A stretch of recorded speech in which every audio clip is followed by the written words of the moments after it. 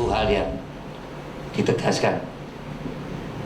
Juga menyangkut masalah pertanyaan, ya, walaupun tidak ditujukan kepada paslon 3, menyangkut singkatan.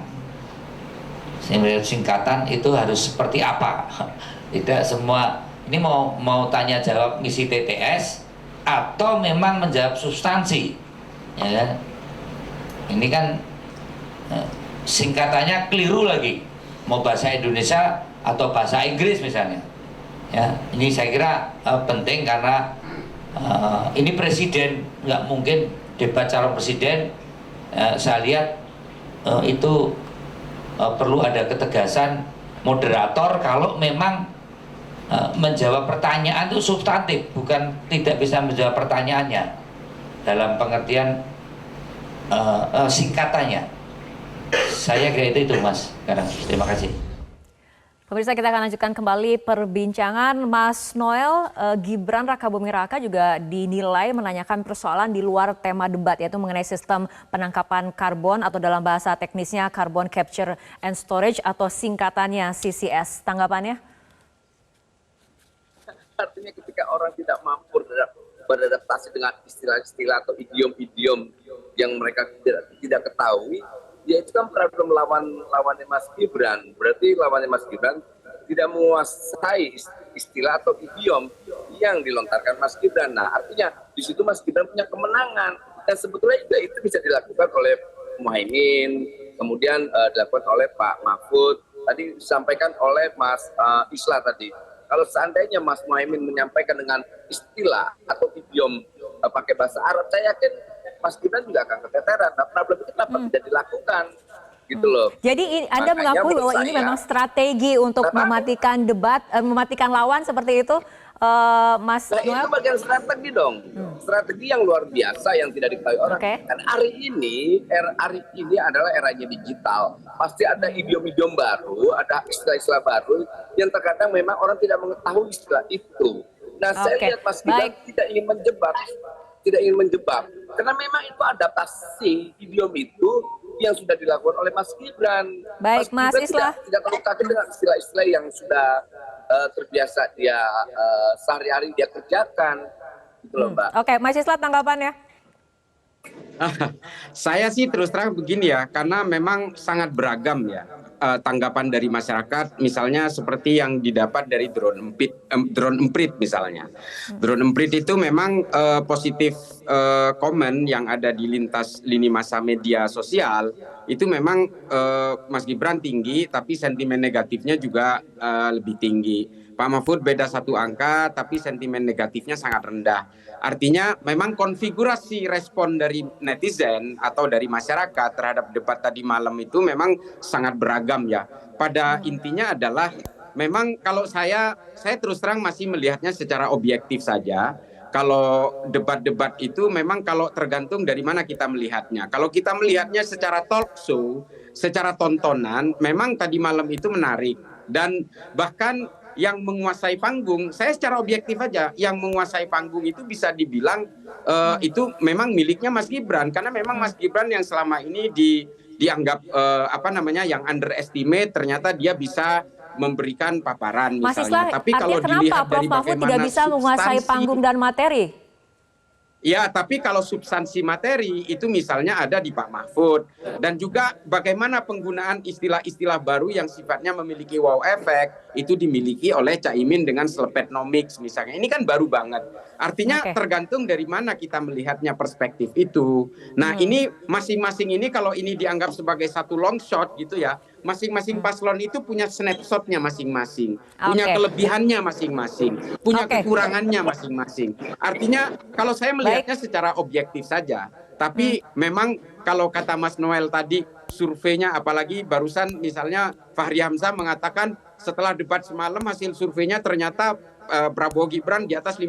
Mana mungkin 12 jam sudah keluar hasil surveinya. Come on man gitu loh. Ini oke lah, kita jangan menyikapi ini secara bombastis juga. Kita ya pada tataran-tataran yang sangat normatif saja sih menurut saya. Mas Noel, tanggapannya jangan menyikapi secara bombastis seperti itu? Ya nggak apa-apa lah. Tapi yang pada prinsipnya kami senang sekali dengan apa yang sudah dilakukan Mas Gibran.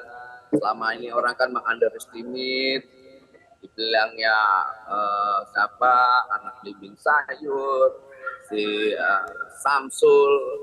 Jadi ya sudahlah, kita senanglah dengan hasil semalam. Tapi akhirnya underestimate yang selama ini dilakukan oleh kawan-kawan yang selama ini coba ragu terhadap Mas Gibran sudah terjawab semalam, dan itu baik, itu Mas Noel, sebuah yang luar biasa lah untuk kami. Oke, selanjutnya, bagaimana sebetulnya respon Anda ketika Gibran menjawab pertanyaan soal pajak, kemudian menggunakan analogi memperluas kebun binatang? Ya kan istilah itu kan biasa aja. Itu istilah kebun binatang, misalnya, ya kita bangun kebun binatang, ya kita banyakin aja pohon-pohon spot-spot. Agar apa? Ya semua bisa berkembang di situ, semua bisa dimakan di situ. Kan analogi yang paling sederhana, nggak terlalu susah. Makanya orang karena di medsos sudah ramai seperti itu, Mas Noel. Apakah kemudian mempertanyakan apakah wajib pajak ini berada di posisi seperti yang ada di dalam kebun binatang atau seperti apa? Ya nggak begitu juga, kan itu analogi yang kesannya dibangunnya jelek sekali. Padahal tidak dong, makanya lihat dari sudut pandangnya. Apa yang dimaksud dari kebun binatang itu? Kebun binatang itu lebar, besar, jangan dikecilkan. Di situ bisa ada pertumbuhan-pertumbuhan, bisa nanam pohon A, nanam pohon B, yang bisa digunakan oleh misalnya kebutuhan binatang itu sendiri. Misalnya, bukan untuk kesannya pajak itu penggunaan orang-orang binatang. Makanya kadang-kadang orang berpikirnya terlalu jelimet, akhirnya setiap apa yang disampaikan itu selalu dipelintir. Jangan dong. Gitu. Baik, Mas Islah, tanggapannya? Ya, saya terus terang begini, saya melihatnya begini ya, dari pertanyaan Pak Mahfud tentang tax ratio itu. Sebenarnya menurut saya pertanyaannya tidak terjawab. Tapi memang Mas Gibran ini sepertinya memang sudah dipenuhi dengan briefing-briefing misalnya tentang analogi kebun binatang dan sebagainya. Ini kan sebenarnya adalah analogi-analogi ekonomi makro dan mikro yang memang biasa dipakai. Dan kalau kita melihat dari substansi tanya jawab antara Pak Mahfud dengan Mas Gibran di situ, sebenarnya Mas Gibran tidak menjawab pertanyaannya. Karena yang ditanya oleh Pak Mahfud itu adalah tax ratio 23% itu sebenarnya merujuk kepada apa? Karena kalau kita merujuk kepada PDB sudah ada hasil 82%. Kalau merujuk kepada APBN misalnya itu kan angkanya ada di kisaran 20%. Yang ditanyakan Pak Mahfud 23% ini merujuknya kepada apa? Nah ini nggak dijawab.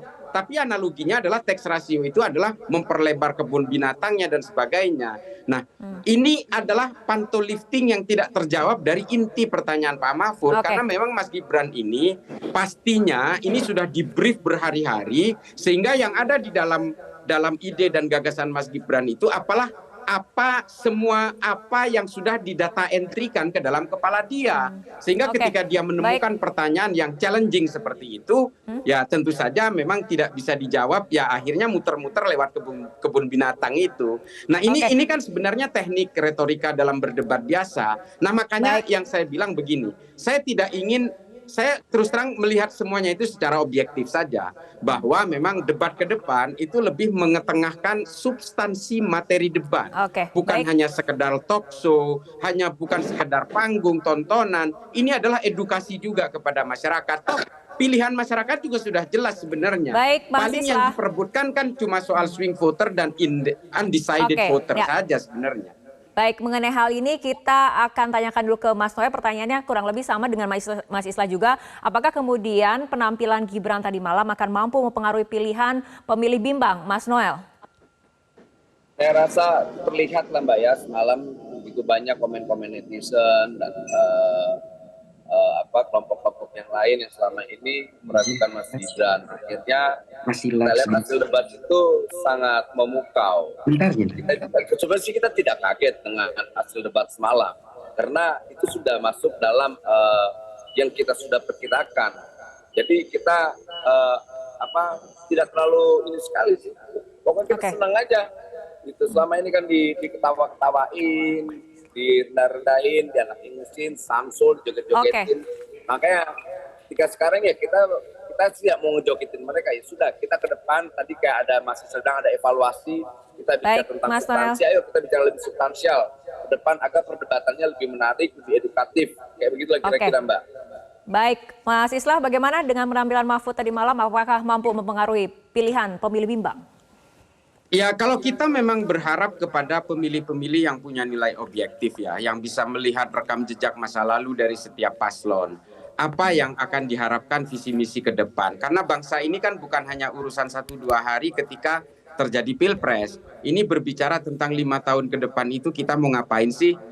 Bahkan tahun depan ini bakal ada ekonomi krisis secara global, El Nino dan sebagainya. Ini kan adalah tantangan kita ke depan. Pak Mahfud tetap berbicara tentang masa depan Indonesia. Setidaknya sampai kepada tahun 2030 ketika kita memiliki ambang batas dari bonus demografi itu. Nah, baik. ini Pak Mahfud yang memang selalu menekankan itu. Makanya saya pikir masyarakat yang objektif dan punya harapan ke depan Indonesia akan lebih maju, saya kira akan lebih memilih Ganjar Mahfud gitu ya. Daripada hanya sekedar gimmick-gimmick di dalam tontonan-tontonan di medsos ataupun hanya sekedar talk show di debat seperti tadi malam. Saya kira masyarakat kita sebenarnya jauh lebih cerdas, apalagi kalangan anak muda hari ini seperti yang saya gambarkan tadi.